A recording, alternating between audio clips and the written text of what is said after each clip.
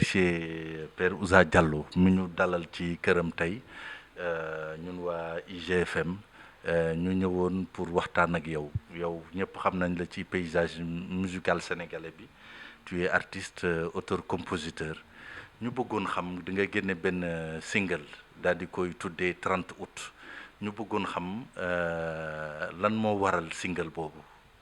waaw bismillahi rahmaani rahim ndax ñu yeggal ci barka alhamdulilahi rabbil alamin di leen sant nag di la gërëm ndax dafa mel ni da nga amoon intuition bi may jëkkoo woos temps yi kenn xamagul single bi loo tax bi nga ma waxee rek man yow laay jëkk a recevoir parce que da ngay def loo xam ne ba nga may woo temps yi kenn xamul ne maa ngi génn quoi que ce soit loo tax nga jox tey man la bàyyi na nga ñëw ñu waxtaan.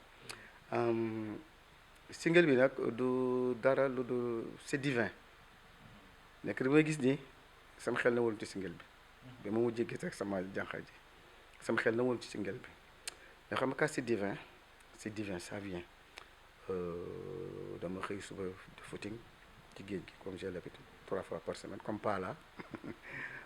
bi may daw xel ne rek ci 30 août muy délibéré Khalifa yàlla mi dara tëgul bi may daw ñu ngi may jox affaire bi ñu ngi koy jox ma koy jox parce que artiste noonu la dañ la war a dikk nga war koo wax rek dañ la koy dégg da nga koy dégg comme maa ngi woon ak sama appareil bi aussitôt ma xam ne bu ma bala maa war jóg ñëw dama koy fàtte ma téeb ko ma téeb air bi feeling bi yëpp téeb ko ma enregistré ko ñëwee kër gi noppal ko toog dugg ci benn chambre jouer xool yàlla def rek paroles yi ñëw facilement et puis des paroles yi ñëw itam ma dem puiser ci la culture africaine du mouridisme la culture africaine du bu ma ne dagaan c'est des mots trop forts puissants ci olof généralement sëriñ lañ koy jagleel. waaw sëriñ bi la ñuy dagaan ñaan aussitôt comme aayu ma noonu tam olof aay naa ci mais am ñoom ay professeur lañ ma téléphoné Massamba Gueye docteur Massamba Gueye ma ne ko alors petit frère naka def ma ne ko bon passe-moi le mot dagaan qu'est-ce que ça veut dire xam naa ne ñaan la pour dama ñaan avec humilité parce que dama ko déggoon ci Moussa Ka mu koy wax sëñ Bamba bi sëñ Bamba nelawee ci xërnu bi voilà 1929 bi sécheresse amee ñoom ñëpp ne sëñ Fallou dañu ne sëñ Moussa Ka ñaanal sëriñ bi dama déglu dagaan bi donc yàgg naa ko suivre donc c'est la culture africaine du mouridisme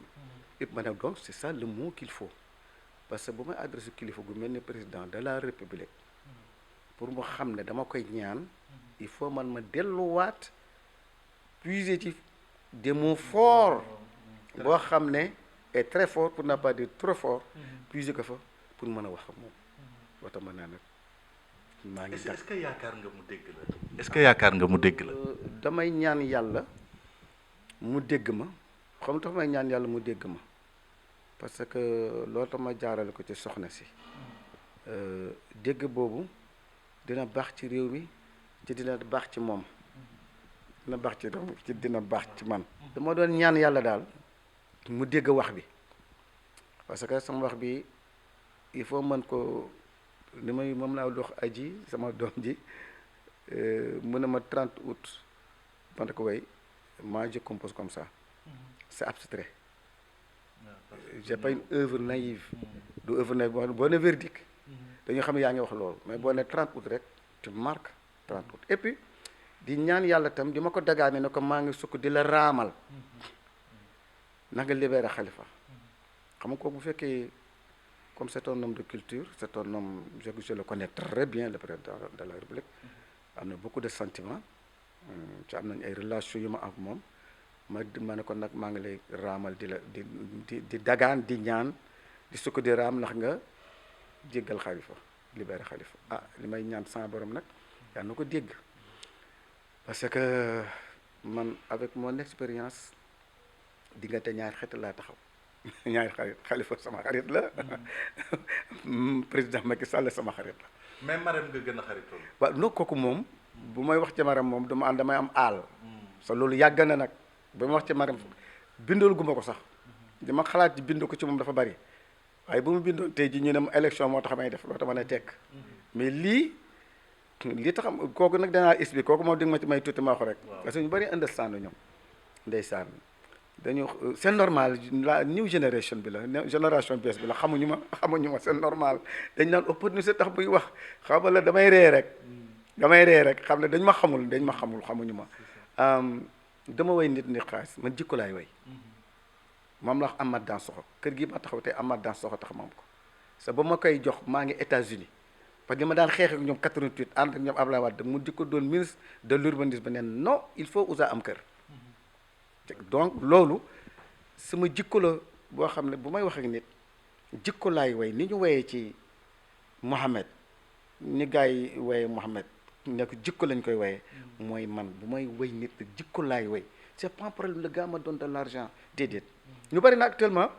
damay gis commentaire damay réeb a tas rek yu xam naa mu ngi préparé valise u xaalisam c'est maanaam ay dóor lañ ko jàppee comme c'est l'expression en vogue ay dóor lañ ko jàppee ay dóor noo xam nga di ma wax new génération bi rek la ne dañ ma xamul rek parce que fekkoon ay dóor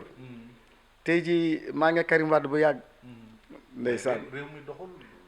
waaw non attention attention c'est que woy nga fi yu bëri waaw attends maa ngi ñëw rek xam nga àdduna avec l'âge j'ai trop appris 63 ba tey maa ngi révolution copains yi rey nañ leen sama wet ay copains intu dóor bal perdu ñu dee sama wet en 63 j'étais très jeune maa ngi révolution Senghor révolution naa ba ñu génn ma daw dugg Gambie Abdou Diouf coupé lépp daaw ma am lu ma lekk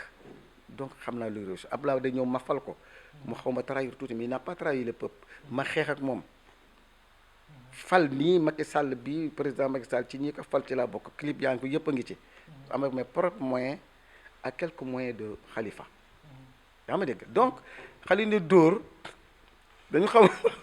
non c'est normal seen génération la xam nga ku nekk da nga koy nangul génération waaw parce que ñoom noonu ko gisee waaye nag ku ma xam tigi ci ma xam tibi xam nañu duma genre boobu non attention Wade doon naa pro mais daf ma xaw a war mais ba tey dama ko gëm ndax li mu liggéey ci réew mi xëy na man war na ma warul réew mi wax nag ndax man duma ko nëbb li may wax daf ma war man parce que man 88 man rek maa newoon ak Wade je suis même ce ministre de la culture nu mu la waree ñu ma waree 88 maa ko def am naa sama doom boo xam ne moo toog rek ko aji la ba muy judd 88 tey ñu ngi ñuy dóor ay lacrymogène tey la yaay sama jabar wasin waa kër président Wade président Viviane man leen jamais du ma ko tudde Viviane ba tey waa PDS su jëkkee dañ naan Viviane la tudde ba tey bu ñu may gis parce que xeex bi te ba ma daan xeex Abdoulaye ànd ak plate ñu nar ma supprimer ma daw États-Unis def fa 1 an fekk boobu gars yi ma expliqué ok ñu ñëw 2000 ñu président Moustapha Niasse sama grand frère bu baax nañ ko jàppale ñun ñëpp ñi àndoonoo jàppale Wade ak ñëpp mais comme Ablaye comme xam naa ko un jour je me rappelle mu am problème ne nañ ñëw def meeting mission yëpp daw temps falu gu jour boobu dama ko fàtte mu mission yëpp daw fekk man maa ngi sous perfusion ma jóge hôpital sous perfusion ñëw ci meeting bi gars yi ne ma kay nuyu Ablaye Wade foto yaa ngi fi may leen ne bàyyil ma defal ko meeting ba noppi wax ko ba noppi mu xëcc ma temps yi kenn foo j'avais son ami français là j'ai oublié Alain Madelin maa ngi foto yi ça c'est mon type gars yëpp kontaan ba mu faloo rek la xëcc yeneen musicien comme nag man je suis tukuleur ma fàtte ba Ablaye di nekk ni ba jóge fi il ne m'a jamais reçu c'est que parce que Abdou Diouf même mi ma daan xas recevoir na ma mais Abdoulaye Wade ne m'a jamais. yaa ko sàkkul wala. non sàkku nañ ko avec à travers Pierre Atepa mu ngi may dégg li may wax Pierre Atepa ma saa ko seeti ndax ñu gis Abdoulaye Wade ak ñëpp jox nañ ci ñëpp jox ñu mu jégg ma ne écoutez xew c'est pas même le président d'aujourd'hui là Macky Sall par exemple il fut premier ministre ñu toog waxtaan ci mu ne ma pour dinaa ko toppatoo yaa ma dégg noonu la affaire demee loo tax Wade enfin man la trahir mais trahirul peuple bi dama xalaat ne pour le moment depuis les indépendances à mon avis xëy na ñàkk xam la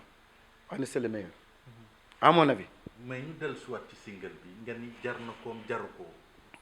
kan ngay waxal. Macky laay wax président Macky. sa bu ma ko waxee bés bu ñu jàppee Khalifa dañ koy jàpp maa ngi journal Tribune la j'ai quotidien je ne me rappelle plus dama fàtte cette journal bi dama noo président y a pas de quoi à fouetter son chat parce que yaa ngi devant une opposition boo xam ne hétérogène la une opposition boo xam ne très faible donc jàpp ci amul solo jàpp ak bañ a jàpp boo góorgóorlu mën nga dem malheureusement nag waa APR interprète ko mal mais Ouza est devenu un révolutionnaire may la non moi je vous dis toujours la vérité bu may ànd ak nit te li ma la wax nii avant loolu dama toog ak la plus grande dame sama xarit ñuy añ Mambay ñaa ngi toog kee ngi toog Moustapha Diakhaté temps yi ñu ngi attaqué Sonko yaa ngi dégg li ma wax attaqué Abdou Mbaye ñu toog di añ may leen bàyyi leen va-t-en-guerre ñu ngi may dégg li ma dégg may leen camarade va-t-en-guerre bi ngeen di dugloo président baaxul ci moom dinañ dégg li ma wax man sax la ñu toog may leen va-t-en-guerre baaxul day tax mu ñàkk nit ñi baaxul jongale leen ku xuloo bu leen martyriser ba temps yi kenn xamagul Abdou Mbaye Sonko tamit doon su ko ñëw mais martyriser bi ñu ko martyriser gars yi fël te kooku boo xamee politique tigi boo nekk ci wetu njiitu réew wala sëriñ bëkk nekk day defar pour bañ a am ennemi loolu bëkk nekk donc loolu tax ma ne ko jarul woon loolu tax jar na comme jarul ko moo dama ko wax ne ko jarul ngay jàpp parce que man moom la wax samay waadu nee nañ ma afa ngeen ñu ne ma wax mais xam nga question yi lépp di réaliser na may la attention c'est pas parce que le peuple a dit que Macky Sall n'a pas réalisé may leen n'a pas pardon je suis pas nihiliste il a réalisé mais xëy na c'est waaw c'est un problème de forme ay waaw di ko ban à mon avis te daa ko lancé un appel à mon avis man li ko dugal tigi rek mooy tëcci rek man amoon malgré qu'il y a beaucoup de choses sur le plan culturellement j'ai des revendications à faire parce que man mi personnellement maa ngi way lii naan ko jar na ko may j'ai des problèmes culturels yoo xam ne wala ba toog naa moo wax daan nañ ci mais faju ko mais c'est un problème individuel personnel lii waaw voilà le problème lu koy yàqal la parce que dañu dem ba nit ñi dañu jàpp ni day jaay doole ses opposants est-ce que yooyu yëpp rek loolu nga ci xalaat waaw yooyu yëpp rek li ma lay waatal nii way ma way nii naa ci jëmi sëñ Bamba depuis 1 an ñu bari ma koy demandé ndax dima ma rek la plus grande dame nee na mu waaw ma dem Paris consulat yi ñuy waxtaan keroog daf ma bett sax consulat bi dama bett ñu woo ma en 8 kilos waaw doo wax ci Marème ndax mu jàppale jëkkëram ndax mu bàyyi Khalifa Sall waaw père man xam naa sa diggante ak Marème doo dimbali rek nga def intervention Marème dimbali jëkkër ji mu libéré Khalifa ma génn ne sama femme man de bi ma ñëw considération sañu ma woon wax affaire Khalifa Sall parce que xam nga rek affaire gouvernement ma ñëwaat Paris demaat chez les Sénégalais diaspora bi ñu si bay réunir nag man wax ma la même chanson d'Orphée ne ma doo intervenir ci Marème daaw laa lay wax li ma la wax parce que ça fait 3 mois daw ma Paris ma toogaat sama nekk Atlanta woo ma ni ngi li nga xamee ak Marème doo intervenir parce que le président Macky est très jeune il a de l'avenir devant lui donc toppa va-t-en-guerre yi war ñu ko yàqal mandaam wala deuxième mandaam wala avenir politique am parce que jeune la boo xam ne bu paree sax bu ko neexee sax bu génnee sax mën na présenter parce que il est très jeune donc ce qui fait que woy bi ba ma ko nit yi yàggee wax